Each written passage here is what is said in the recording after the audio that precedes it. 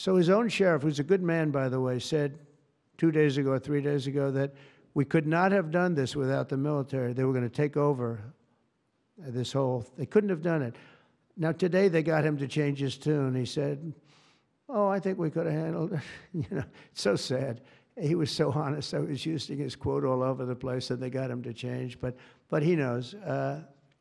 Los Angeles would be right now burning to the ground, just like the houses burned to the ground. It's so sad what's going on in Los Angeles. I like Gavin. I've liked him always.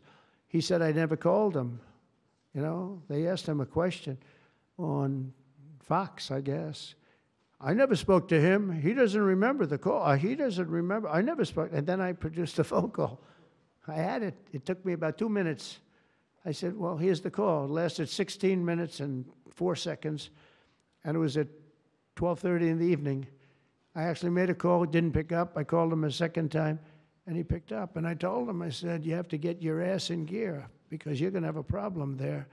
And he would have. If we didn't bring the military in, he would have had, you would have right now something. And I went through it because I follow the rules 100%. And I watched in Minnesota where you have the man who ran for vice president of the United States. Fortunately, he was a disaster. But he wouldn't call in the National Guard. And I eventually called in the National Guard, but it was seven days late. I said, I'll never do that again. I'm never going to, if I see problems brewing, if they're not going to do the problem, I'm not going to wait 2 weeks. Because that city, Minneapolis, burned down.